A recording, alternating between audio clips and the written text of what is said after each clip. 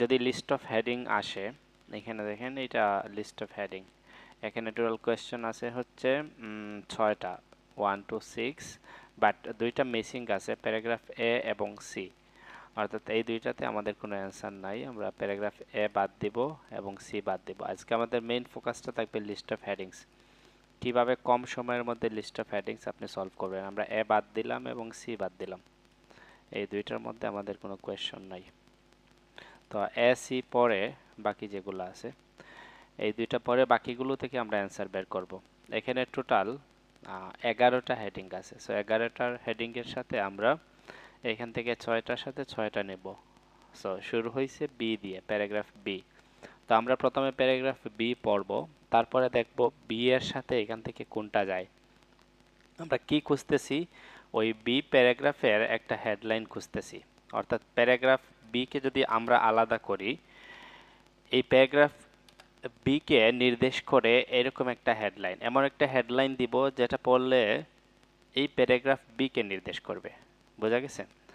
So আমরা এই B প্যারাগ্রাফটা পড়ব, পরে আমরা খেয়াল করব যে এখানে কিসের দিকে ফোকাসটা দিচ্ছে, অর্থাৎ এখানে কোন সেন্সটা মেক করতে চাচ্ছে, কি বোঝাতে চাচ্ছে, যেটা বোঝাতে চাইবে ওইটার মধ্যে থেকে একটা এখান থেকে আমরা হেডিং দিব। অর্থাৎ আমরা আলাদা যেমন প্যারাগ্রাফ লিখি, for example my country, so my country paragraph যখন লিখি, ওই প্যারাগ্রাফের মধ্যে আমার দেশের বিভিন্ন জিনিস থাকে। আবার আমরা যখন মাই মাদার প্যারাগ্রাফ লিখি, ওইখানে মায়ের সম্পর্কে ইনফরমেশন থাকে। সো মেইন ফোকাস ওই দিকেই থাকে। সো আমরা এই প্যারাগ্রাফটা পড়ব, পরে দেখব এই প্যারাগ্রাফে আসলে কি বোঝাতে চাচ্ছে, কি নিয়ে এই প্যারাগ্রাফটা, ওই যেটা নিয়ে এই প্যারাগ্রাফটা ওইখান থেকে ওই রিলেটেড হেডিংটা যাবে।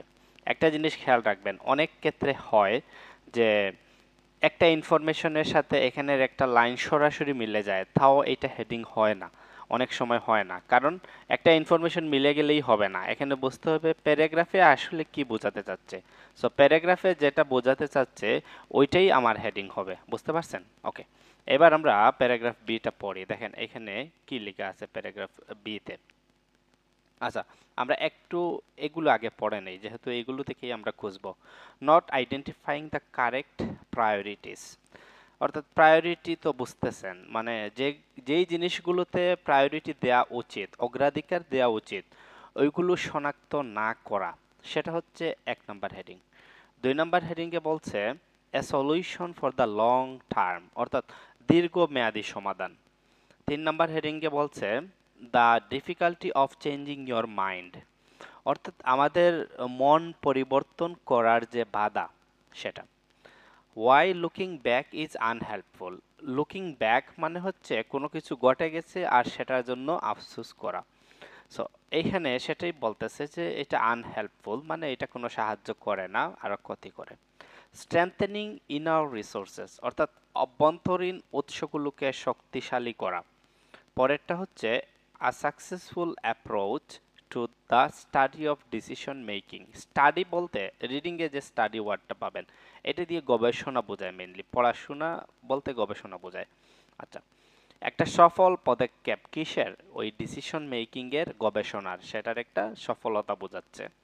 The danger of trusting A global market, অর্থাৎ বৈশ্বিক যে মার্কেট সেটাকে বিশ্বাস করার যে বিপদ বা ঝুঁকি।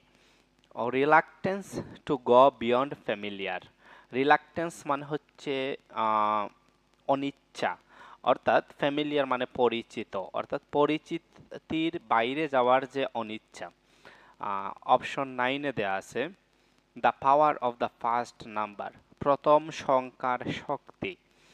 The need for more effective risk assessment, অর্থাৎ ঝুঁকি পর্যালোচনা, সেটা হচ্ছে রিস্ক অ্যাসেসমেন্ট। সো রিস্ক অ্যাসেসমেন্টটা আরও কার্যকরীভাবে দরকার, বা ঝুঁকি পর্যালোচনা আরও কার্যকরীভাবে দরকার। আন্ডারস্ট্যান্ডিং দ্য ডিফিকাল্টিস অ্যাহেড, অর্থাৎ সামনের যে ডিফিকাল্টিস বা যে কঠিন বিষয়গুলো ভবিষ্যৎ বোঝাচ্ছে এখানে, সেগুলো বোঝা।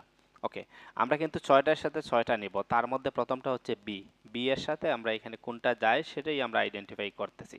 ওকে, এখন আমরা প্যারাগ্রাফ বি পড়ি। In the 1960s, a young American research psychologist Daniel Kahneman became interested in people's inability to make illogical decision। আচ্ছা, একজন মানুষ সে আগ্রহী হইছে যে মানুষ কেন ইলজিক্যাল ডিসিশন নেয়, সরি হ্যাঁ ইলজিক্যাল, সেটাই, যে লজিক্যাল ডিসিশন কেন মানুষ নিতে পারে না, একজন মানুষ আগ্রহী হয়েছে।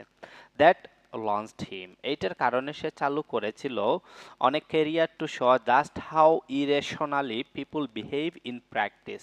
এইটার কারণে সে তার একটা ক্যারিয়ার শুরু করছে যেখানে সে দেখাতে চাইছে মানুষ কত অযৌক্তিকভাবে বিহেভ করে। When Kahneman and his colleague first started work, যখন সে এবং তার কলিগরা মিলে কাজ শুরু করেছিল, the idea of applying psychological insights, অর্থাৎ মনস্তাত্ত্বিক যে বিষয়গুলো এগুলো প্রয়োগ করা টু ইকোনমিক্স অ্যান্ড বিজনেস, অর্থাৎ ব্যবসা এবং অর্থনীতিতে, decision was seen as a rather bizarre, bizarre মানে হচ্ছে অদ্ভুত। তাইলে এতক্ষণ পর্যন্ত আমরা কি পাইলাম, একজন ব্যক্তি সে আগ্রহী হয়েছে যে মানুষ কিভাবে অযৌক্তিকভাবে সিদ্ধান্ত নেয় এবং এটার কারণে সে একটা ক্যারিয়ার শুরু করছে যে আমি এটা নিয়ে গবেষণা করব, মানুষ কিভাবে অত অযৌক্তিকভাবে সিদ্ধান্ত নেয়। এবং সে যখন ওই সাইকোলজিক্যাল বা মনস্তাত্ত্বিক বিষয়গুলো ইকোনমিতে এবং বিজনেসে অ্যাপ্লাই করা শুরু করছে, প্রয়োগ করা শুরু করছে, এইগুলো একটু অদ্ভুত মনে হয়েছে। But in the past decade the fields of behavioral finance and behavioral economics, এই যে দেখেন এখানে বাট বলে প্রথমে বলতেছে অদ্ভুত মনে হয়েছে, তারপরে বাট বলে কিন্তু ঘটনা পাল্টাই দিছে। সো এখানে এইটুকুর চাইতে এইটুকুর গুরুত্ব বেশি, কারণ ওইখানে বাট বলে আগের ঘটনাগুলোকে উল্টা দিকে মোড় নিতেছে। But in the past decade the fields of behavioural finance and behavioural economics have blossomed, blossomed মানে হচ্ছে প্রস্ফুটিত হয়েছে বা অনেক বেশি সাকসেসফুল হয়েছে। And in 2002 Kahneman shared a Nobel prize in economics for his work. এবং দেখেন প্রথমে তার কাজগুলো অদ্ভুত মনে হয়েছে, তারপরে ঘটনা ঘুরে গেছে, এই কাজগুলো খুবই প্রস্ফুটিত হয়েছে, খুবই সাকসেসফুল হয়েছে এবং সে নোবেল প্রাইজ পাইছে। আমরা কিন্তু এই প্যারাগ্রাফের মূল ভাবটা অলরেডি পেয়ে গেছি। তাইলে একজন ব্যক্তি সে প্রথমে মানুষ কিভাবে অযৌক্তিকভাবে সিদ্ধান্ত নেয় সেটা নিয়ে আগ্রহী হয়েছে, তারপরে এই ফিল্ডে সে ক্যারিয়ার শুরু করছে, সে বিভিন্ন জিনিস অ্যাপ্লাই করা শুরু করছে, প্রথমে অদ্ভুত মনে হয়েছে, পরে ব্লসমড হয়েছে মানে খুব বেশি সফল হয়েছে এবং সে নোবেল প্রাইজ পাইছে এটার উপর। তার মানে এখানে তার কাজের একটা সফলতা, এটাই হচ্ছে এই প্যারাগ্রাফের ফোকাস পয়েন্ট। এখন আপনারাই বলেন এখান থেকে অ্যান্সার কোনটা হবে। বিআই স্যার, বিআই। হ্যাঁ, V I, a successful approach to the study of decision making. হ্যাঁ, এই ডিসিশন মেকিং এই গবেষণার একটা সাকসেসফুল অ্যাপ্রোচ, তারা সফল হয়েছে, এটাই হচ্ছে এই প্যারাগ্রাফের হেডিং। ওকে, সো এই প্যারাগ্রাফের সাথে আমরা এই হেডিংটা বসাই দিচ্ছি। ওকে, এবার আমাদের প্যারাগ্রাফ সি নাই, আমরা এর পরের প্যারাগ্রাফটা পড়ব, প্যারাগ্রাফ ডি। ওকে, সো ডিতে দেখেন কি লেখা আছে, another source of wrong decision is related to the decisive effect of the initial meeting particularly in negotiations over money. আচ্ছা, এখানে বলতেছে মানে ভুল সিদ্ধান্ত নেওয়ার আরেকটা উৎস হচ্ছে ইনিশিয়াল মিটিং। ইনিশিয়াল মিটিং বলতে এখানে সভা বোঝাচ্ছে না, এখানে আসলে ওই যে প্রথম দেখা সেটা বোঝাচ্ছে। পার্টিকুলারলি বিশেষভাবে ইন নেগোসিয়েশনস ওভার মানি, বিশেষভাবে যখন টাকা নিয়ে কোনো দর কষাকষি হয়। তাইলে মানুষ ভুল সিদ্ধান্ত কিভাবে নেয়, কেন নেয়, সেটার আরেকটা উৎস হচ্ছে ইনিশিয়াল মিটিং, প্রথম দেখায়, বিশেষ করে টাকা নিয়ে। This is refer to as the anchor effect, এবং এই প্রভাবের নাম বলতেছে anchor effect. One A figure has been mentioned, যখন একটা ফিগার, ফিগার বলতে এখানে টাকার একটা অ্যামাউন্ট বলতেছে, যখন উল্লেখ করা হয়ে যায়, ইট টেকস এ স্ট্রেঞ্জ হোল্ড, অর্থাৎ এটা অদ্ভুতভাবে আটকে যায়, ওভার দ্য হিউম্যান মাইন্ড, মানুষের মাইন্ডের মধ্যে অদ্ভুতভাবে আটকে যায়। The asking price quoted in house sale. আচ্ছা, এটা এক্সাম্পল হিসেবে দিচ্ছে। একটা জিনিস খেয়াল করবেন, যখন লিস্ট অফ হেডিংস করবেন কোনটা মেইন পয়েন্ট আর কোনটা এক্সাম্পল সেটা খেয়াল করবেন। এখানে দেখেন মেইন পয়েন্ট এখানে দিয়ে দিছে, এরপরে এইগুলো আসতেছে এক্সাম্পল হিসাবে। তাইলে আমার অ্যান্সারটা আসবে এই প্রথম অংশটুকু দিয়ে, কারণ ওইখানে এক্সাম্পলে বলতেছে tends to become accepted by all parties as the anchor around which negotiations take place. মানে একটা হাউজের যখন আস্কিং প্রাইস থাকে সবার একটা প্রবণতা থাকে যে সবাই এটা কিনবে এরকম একটা জিনিস এখানে বলতেছে। সো ওই অংশটুকু হচ্ছে আমাদের এক্সাম্পল।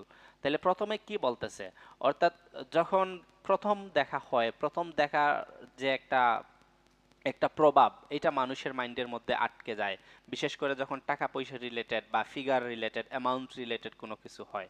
এটাই হচ্ছে আমাদের এই প্যারাগ্রাফের মেইন ফোকাস পয়েন্ট। সো সেই পয়েন্ট অনুযায়ী আমরা এখান থেকে কোনটা অ্যান্সার নিতে পারবো? দেখি স্যান্ডউইচের বিল দেখি তো একটু। হ্যাঁ এই তো সামনে আছে এগুলো। এইটা এটা মেবি স্যার এই হুম, 3 নম্বরটা হবে। 3 নাম্বার দ্য ডিফিকাল্টি। আচ্ছা, অফ এখানে চেঞ্জিং হ্যাঁ ডিফিকাল্টি বলে নাই সরাসরি, দ্য ডিফিকাল্টি। পাওয়ার অফ হুম, এইটা হবে এই যে আই এক্স যেটা, অর্থাৎ 9 নাম্বার যেটা, the power of the first number. ওই যে বলছিল না ইনিশিয়াল মিটিং, ওই ইনিশিয়াল, হ্যাঁ এটাই the power of the first number, এটাই হচ্ছে এটার অ্যান্সার। ওকে, অলরাইট। তাহলে আমরা পরেরটাতে যাচ্ছি, প্যারাগ্রাফ ই, খুবই ছোট একটা প্যারাগ্রাফ। ওকে, তাহলে ইতে কি লেখা আছে, ইন অ্যাডিশন মিস্টেক্স। আচ্ছা এখানে নোটিফিকেশন আসলো, কেউ জয়েন হতে চাচ্ছেন কিনা? হ্যাঁ, ওকে, দেখেন, in addition mistakes may arise due to stubbornness. Stubbornness মানে হচ্ছে একগুয়েমি। অর্থাৎ এখানে দেখেন আরেকটা পয়েন্ট চলে আসছে। আমরা কিন্তু একটা পয়েন্ট পাচ্ছি, তারপরে তার এক্সপ্লেনেশন পাচ্ছি।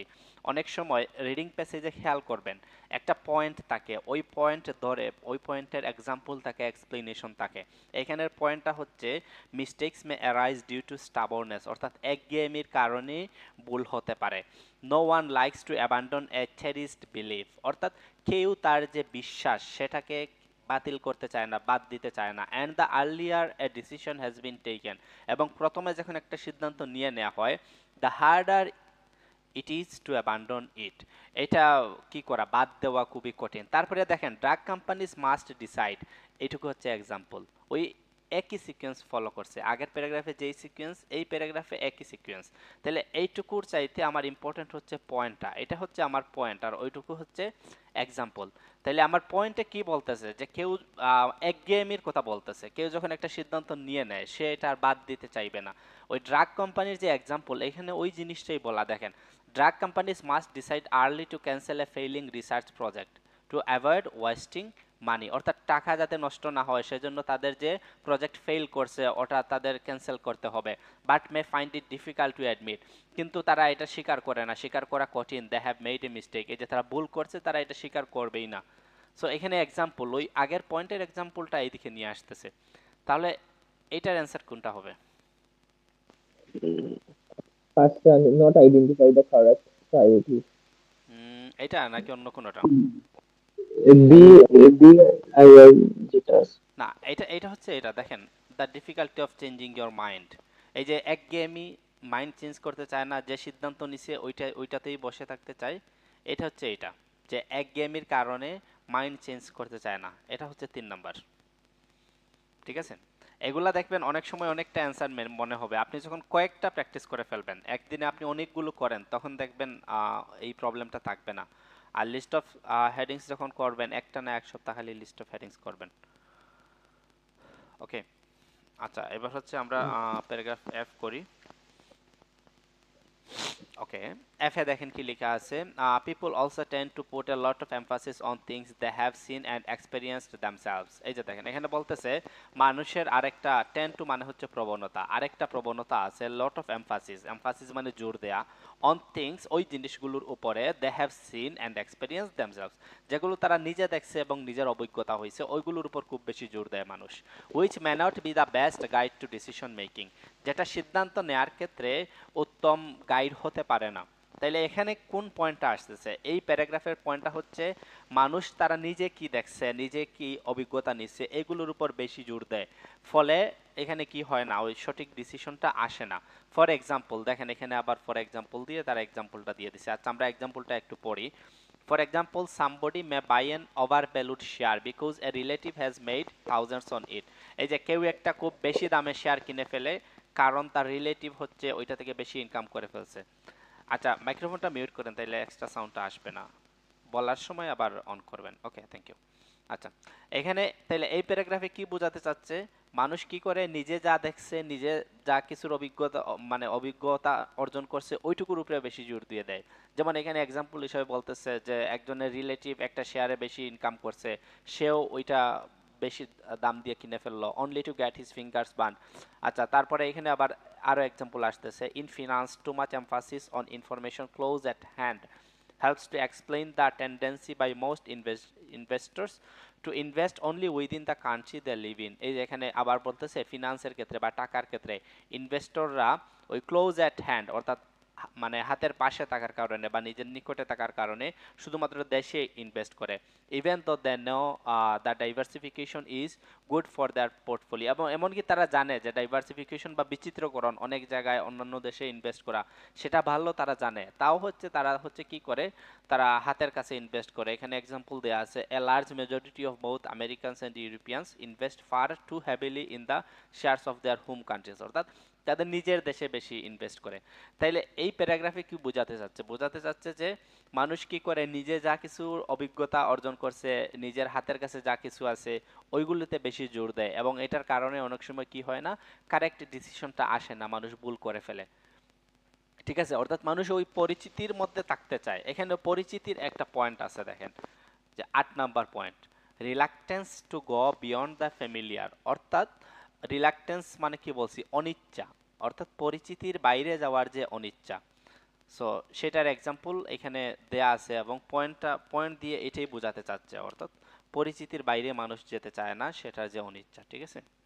আচ্ছা, এবার হচ্ছে আমরা পরের প্যারাগ্রাফে আসি। পরের প্যারাগ্রাফটা তুলনামূলক আরো ছোট আছে। আচ্ছা, ওকে, এটা আমরা পড়ি পরের প্যারাগ্রাফ। প্যারাগ্রাফ জি।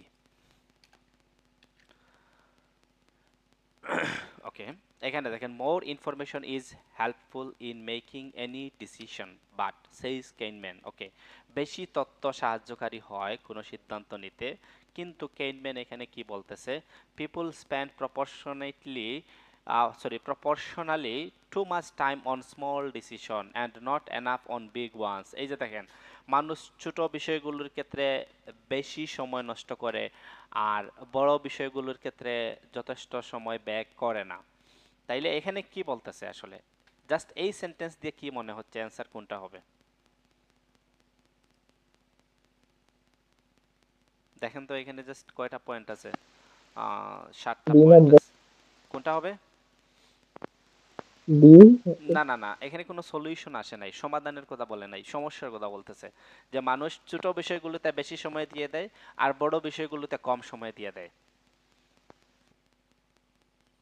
এখানে হচ্ছে এটা 1 নাম্বার, দেখেন প্রায়োরিটিটা বুঝে না, not number identifying the correct priorities. ঠিক আছে, মানে কোনটাতে প্রায়োরিটি দিবে সেটা বুঝে না।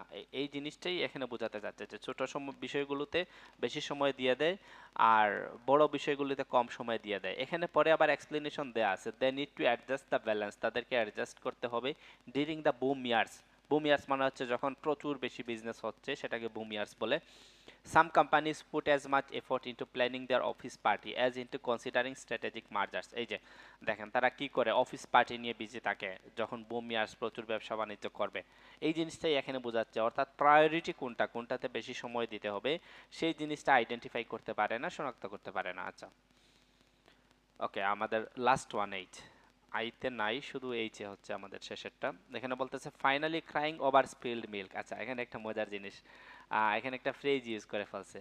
So crying over spelled milk, এটার বাংলাটা কি? অর্থাৎ স্পিল্ড মিল্ক মানে হচ্ছে, ধরেন মিল্ক মানে তো বুঝতেছেন দুধ, দুধ পড়ে গেছে, স্পিল্ড মানে হচ্ছে ফুটু হয়ে পড়ে যাওয়া, আর ক্রাইং ওভার মানে হচ্ছে কোনো কিছু নিয়ে কান্না করা। তাইলে দুধ পড়ে গেছে ওইটা নিয়ে আপনি কান্না করতেছেন।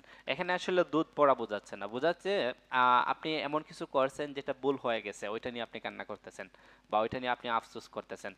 Is not just a West of time, এটা শুধু আপনার সময় নষ্ট করবে না, it also often colours people perceptions of the future. Colour মানে হচ্ছে এখানে রঙিন করা না, এখানে হচ্ছে নষ্ট করা, সেটা বোঝাচ্ছে। অর্থাৎ আমরা বলি না যে সে কালার হয়ে গেছে, মানে তার ইমেজটা নষ্ট হয়ে গেছে। তাইলে ওই ক্রাইং ওভার স্পিল্ড মিল্ক মানে হচ্ছে অতীতে কোনো কিছু ঘটে গেছে ওইটার জন্য কান্নাকাটি করা, ওইটা শুধু সময় নষ্ট করবে না, আপনার ভবিষ্যৎকেও কালার করে ফেলবে। তার মানে এখানে আসলে কি বোঝাচ্ছে?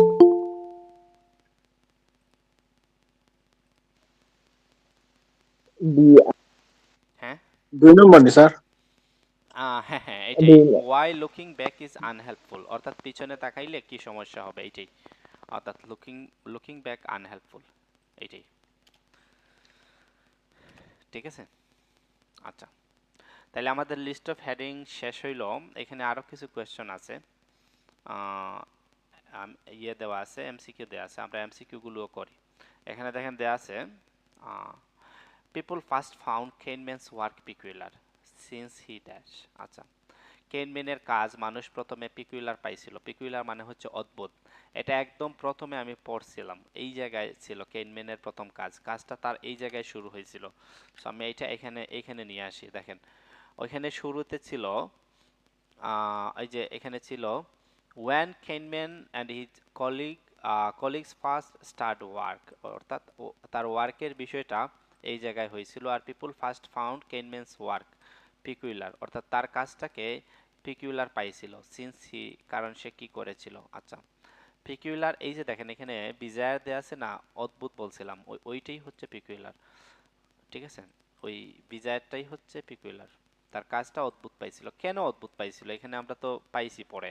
এখানে কি লেখা ছিল, when Kahneman and his colleagues first started work, যখন সে এবং তার কলিগরা কাজ শুরু করেছিল।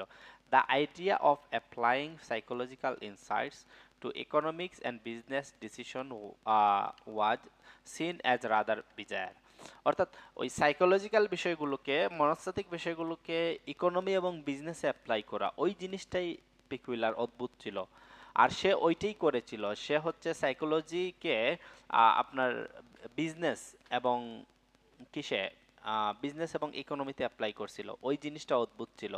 তাইলে কেন পিকুইলার হয়েছিল, অদ্ভুত হয়েছিল, সে এই এই কাজটা করার কারণে, অর্থাৎ সাইকোলজিকে সে ইকোনমি এবং বিজনেসে অ্যাপ্লাই করার কারণে।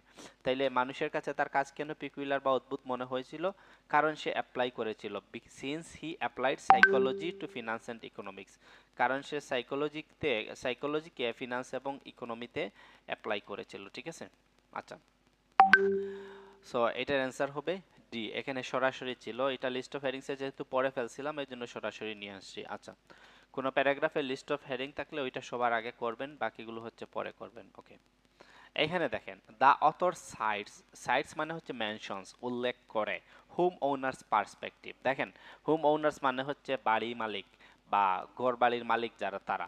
এটা কিন্তু আমরা পাই নাই কোনো প্যারাগ্রাফে, একটা প্যারাগ্রাফ আমরা মিস দিছিলাম, প্যারাগ্রাফ সি, ওইটাতে মেবি এইটা আছে। এজন্য আমরা, যেহেতু এইটা আমরা আগে পরে লিস্ট অফ হেডিং করার সময় কোথাও পাই নাই, আমরা এটা ওই ওই সিতে নিয়ে যাব। আচ্ছা সি, এই যে যেটা কালো করেছিলাম এখানেই, আমরা এটা সিতে রাখি একটু।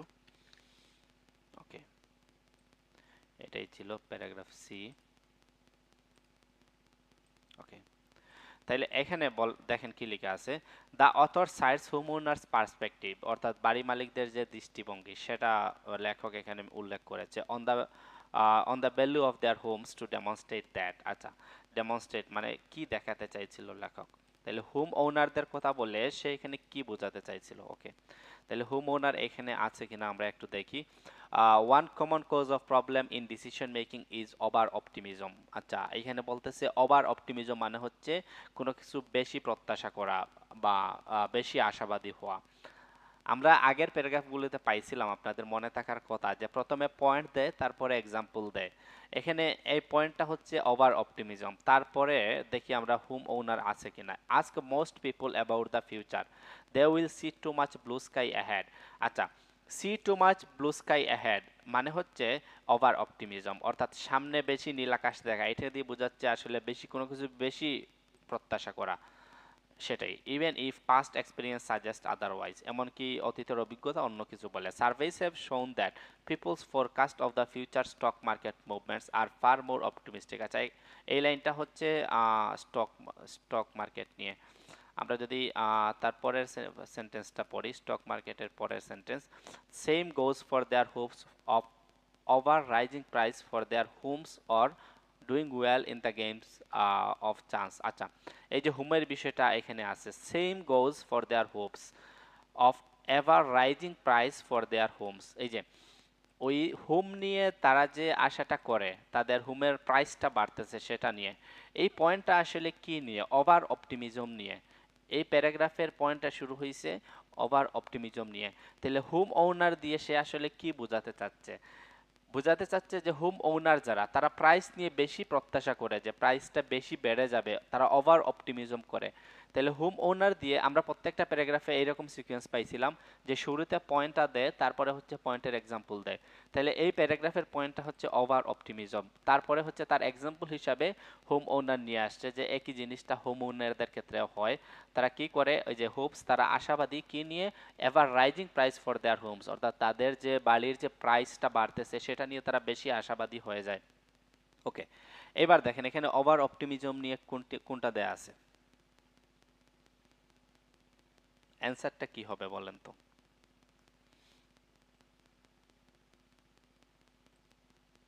মানুষ বেশি আশাবাদী হয়ে যায়। আচ্ছা, এখানে ভোকাবুলারি হয়তো বুঝতে একটু প্রবলেম হচ্ছে। দেখেন, অ্যান্সার হবে প্যারাগ্রাফ বি। কেন হবে? কারণ পিপুল টেন্ড টু, মানুষের প্রবণতা আছে, exaggerate the chance of success. Exaggerate মানে হচ্ছে বাড়াবাড়ি করা, অর্থাৎ সফলতার চান্স নিয়ে মানুষ বাড়াবাড়ি করে, এজন্য বি হবে। ওই যে ওভার অপটিমিজম, আর এখানে বলতেছে বাড়াবাড়ি করা সাকসেস নিয়ে, আর এখানে বলতেছে কোনো কিছু নিয়ে ওভার অপটিমিজম করা, অর্থাৎ বেশি প্রত্যাশা করা। ঠিক আছে, এই জন্য অ্যান্সার হবে 8 নাম্বার। ওকে, আচ্ছা আমরা শুধু এমসিকিউ গুলো করব, এখানে আরো দুইটা এমসিকিউ আছে, এই তিনটা আপনারা করতে পারবেন, তাও করে নিব, সমস্যা নাই। আচ্ছা, কোয়েশ্চন 9-এ বলছে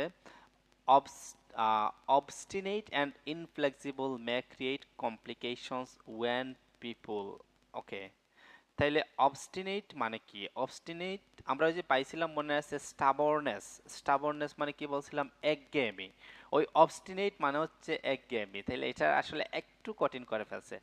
লোকেশনটা পাইতে হলে আপনাকে অবস্টিনেটের মিনিং বুঝতে হবে, নাইলে লোকেশনটা পাওয়া একটু কঠিন হয়ে যাবে। তাহলে স্টাবরনেস কোথায় পাইছিলাম? যে স্টাবরনেস থেকে, এই যে এখানে এখানে ছিল, যে স্টাবরনেস থেকে কি হয়? স্টাবরনেস থেকে মানুষ ভুল সিদ্ধান্ত নেয়, বা একঘেয়েমি থেকে মানুষ ভুল সিদ্ধান্ত নেয়। আচ্ছা, দেখেন এখানে বলতেছে obstinate and inflexible may create, তাইলে obstinate and inflexible, এখানে দেখেন obstinate বা স্টাবরনেসটা এই জায়গায় দেয়া আছে। এবার আমরা প্রশ্নটা বুঝি। May create complications when people, এটা কঠিন করে, মানে প্রবলেম তৈরি করে, সমস্যা তৈরি করে যখন মানুষ কি করে? আচ্ছা, তাইলে একঘেয়েমি কখন সমস্যা তৈরি করে? যখন মানুষ কি করে? এই প্যারাগ্রাফ তো আমরা আগে পড়ছি, আসলে নতুন করে কিছু পড়ার নাই। No one likes to abandon a cherished belief, যখন মানুষ তার বিশ্বাসটা বাদ দিতে চায় না। And the earlier a decision has been taken the harder it is to abandon it, অর্থাৎ যখন মানুষ তার একটা সিদ্ধান্ত নিয়ে নিছে, অথবা তার একটা বিশ্বাস আছে, সেটা বাদ দিতে চায় না, এই জিনিসটা থেকেই মূলত প্রবলেমটা হয়। তাইলে স্টাবরনেসটা প্রবলেম হয়, অর্থাৎ স্টাবরনেস সমস্যা তৈরি করে যখন মানুষ তার বিশ্বাসটা বাদ দিতে চায় না, বা তার সিদ্ধান্তটা বাদ দিতে চায় না। এখানে দেখেন, বাদ দিতে চায় না তার বিশ্বাস বা তার সিদ্ধান্তটা, সেটা এই জায়গায় দেয়া আছে, unwilling to give up. Give up মানে হচ্ছে বাদ দেয়া। এখানে যে দেয়া আছে না, যে অ্যাবান্ডন, ওই অ্যাবান্ডনটা হচ্ছে গিভ আপ, বাদ দেয়া। আনসাকসেসফুল অ্যাক্টিভিটিস অর বিলিভস, অর্থাৎ যখন তার কোনো বিশ্বাস অথবা অ্যাক্টিভিটিস যেটা আনসাকসেসফুল, কিন্তু সে এটা বাদ দিতে চায় না। যেমন এখানে আমরা আগে পড়ছিলাম, ড্রাগ কোম্পানির একটা এক্সাম্পল দিয়েছিল, যে ড্রাগ কোম্পানি যখন তার রিসার্চটা বা তার এই জিনিসটা ফেল করে, তখনও তারা স্বীকার করে না যে তারা ভুল করছে। অর্থাৎ এই স্টাবননেস বা অবস্টিনেট, এই জিনিসটা সমস্যা তখনই তৈরি করে যখন মানুষ তার বিশ্বাসটা বাদ দিতে চায় না, অথবা তার আনসাকসেসফুল অ্যাক্টিভিটিটা বাদ দিতে চায় না, তখনই সমস্যা তৈরি করে। অর্থাৎ অ্যান্সার হবে ডি এইখান থেকে। ওকে, আমাদের আর একটা বাকি আছে, 10 নম্বর কোয়েশ্চেন এমসিকিউ এর। 10 নম্বরটা আমরা একটু সলভ করে ফেলি। আচ্ছা, এখানে আগে দেখি। আচ্ছা, এখানে আমেরিকান অ্যান্ড ইউরোপিয়ানস, একটা প্যারাগ্রাফে যে আমেরিকান অ্যান্ড ইউরোপিয়ান ছিল আমরা পাইছিলাম লিস্ট অফ হেডিং করার সময়। এখানে কোথায় ছিল আমেরিকান অ্যান্ড ইউরোপিয়ানস? সিরিয়ালি তো এটা, হ্যাঁ, এই যে আমেরিকান অ্যান্ড ইউরোপিয়ান এই জায়গায় আছে। ওকে, তাইলে আমরা হচ্ছে এটা এই জায়গায় নিয়ে আসি। ওকে, দেখেন এখানে কি লেখা আছে, Why do so many Americans and Europeans fail to diversify their investment risk? তারা ফেল করে ডাইভার্সিফাই করতে। ডাইভার্সিফাই মানে কি? বৈচিত্র্যকরণ, বিভিন্ন জায়গায় ইনভেস্ট করা, বিভিন্ন দেশে ইনভেস্ট করা। আমরা এই প্যারাগ্রাফ তো পড়ে ফেলছি অলরেডি। এই প্যারাগ্রাফের আমাদের মেইন বিষয়টা কি ছিল? এই প্যারাগ্রাফের বিষয়টা ছিল মানুষ ওই জিনিসগুলোর উপর জোর দেয় যেগুলোর তারা এক্সপিরিয়েন্স নিছে, যেগুলো তাদের হাতের কাছে। এইটাই তো। এখানে আমরা যদি আমেরিকান অ্যান্ড ইউরোপিয়ান, আচ্ছা এমসিকিউ এর একটা বিষয় হচ্ছে এমসিকিউ এ কোনো স্পেসিফিক লাইন পড়ে অ্যান্সার বের করা আসলে কঠিন। এমসিকিউ এ দেখা যায় ওই প্যারাগ্রাফটা পুরাটা পড়া লাগে। আর এমসিকিউ লিস্ট অফ হেডিংস যেহেতু একসাথে দিয়ে দিছি, আমরা লিস্ট অফ হেডিংস অলরেডি পড়ে ফেলছি, এই প্যারাগ্রাফটা আমাদের পড়া শেষ। এই আমরা জানি এই প্যারাগ্রাফে লেখা ছিল যে মানুষ তাদের হাতের কাছে ইনভেস্ট করতে চায়, দূরে ইনভেস্ট করতে চায় না, বা তারা যেটাতে এক্সপিরিয়েন্স করছে বা দেখছে ওইটাতেই ইনভেস্ট করতে চায়। এখানে এই জিনিসটাই দেয়া আছে যে ইভেন দো, যদিও they know, তারা জানে that diversification is good for their portfolio, a large majority of both Americans and Europeans invest far too heavily in the share of their home countries। অর্থাৎ তারা কি করে, তারা জানে ডাইভার্সিফিকেশনটা ভালো, তাও কি করে তারা তাদের নিজের দেশে অনেক বেশি ইনভেস্ট করে ফেলে। মানে তারা জানে অন্য দেশে ইনভেস্ট করলে অপরচুনিটি বেশি, তাও বেশি বেশি তারা নিজের দেশে ইনভেস্ট করে। ঠিক আছে? তাইলে এটা তারা কেন করে? কারণ হচ্ছে এটা কেন করে তার রিজনটা উপরের লাইনে দেয়া। In finance too much emphasis on only within the, sorry, emphasis on information close at hand. এটা কেন করে? কারণ ওইগুলো হচ্ছে তাদের হাতের পাশে, নাগালের ভেতরে, এই জন্য তারা করে। তাহলে কেন হচ্ছে ডাইভার্সিফাই করতে ফেল করে আমেরিকান এবং ইউরোপিয়ানরা? কেন ফেল করে? কারণটা কি? কারণ they feel safer dealing in a context which is close to এক দেম। নাম্বার স্যার, এক হ্যাঁ নাম্বার হবে। হ্যাঁ হ্যাঁ। কারণ যেটা হচ্ছে তাদের ঘরের পাশে, ওইটাতে তারা ফিল, মানে সেফ ফিল করে। ঠিক আছে? আচ্ছা, তিনটা কোয়েশ্চেন আপনাদের জন্য হোমওয়ার্ক দিচ্ছি। এই তিনটার অ্যান্সার গ্রুপে লিখে দিবেন। অ্যান্সার বের করবেন, বের করে গ্রুপে লিখে দিবেন যে এই তিনটার অ্যান্সার এইটা। আমি দেখে দিব যে ঠিক বের করছেন কিনা। আমি প্রশ্ন বুঝাই দিই। Which two professions may profit from excessive optimism. আচ্ছা, এক্সেসিভ অপটিমিজম আমরা যেখানে পাইছিলাম ওইখানে গিয়ে মেবি অ্যান্সারটা পাইতে পারেন।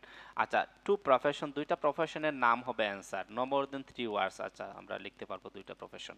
তো দুইটা প্রফেশন যেটা এক্সেসিভ অপটিমিজম অর্থাৎ বেশি আশাবাদী হওয়া থেকে উপকৃত হয়, কোন দুইটা প্রফেশন, সেটা হবে 11 এর অ্যান্সার।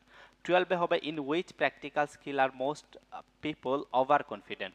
কোন দুইটা স্কিল নিয়ে মানুষ বেশি কনফিডেন্ট হয়ে যায়? তাহলে স্কিল তো বুঝেন, যেমন রান্না করা একটা স্কিল, যেমন গাড়ি চালানো একটা স্কিল। তাহলে কোন দুইটা স্কিল নিয়ে মানুষ বেশি ওভার কনফিডেন্ট? তাহলে এখানে দুইটা প্রফেশনের নাম হবে 11। 12 এ হচ্ছে এখানে, আচ্ছা এখানে একটা প্র্যাকটিক্যাল স্কিলের নাম হবে। তারপরে which business has an usually positive attitude toward dealing with uncertainty. Uncertainty মানে হচ্ছে অনিশ্চয়তা, আর ডিলিং মানে মোকাবিলা করা। তাইলে কোন বিজনেসের একটা পজিটিভ বা ইতিবাচক দৃষ্টিভঙ্গি আছে অনিশ্চয়তাকে মোকাবেলা করার ক্ষেত্রে? কোন বিজনেসের কি আছে? একটা ইতিবাচক দৃষ্টিভঙ্গি আছে। তাহলে প্রথমটাই হবে দুইটা প্রফেশনের নাম, তারপরেরটাই হবে একটা স্কিলের নাম, তারপরেরটাই হবে একটা বিজনেসের নাম, অর্থাৎ কোনো একটা টাইপের বিজনেস। ওকে? তাহলে এই তিনটা আপনারা করবেন।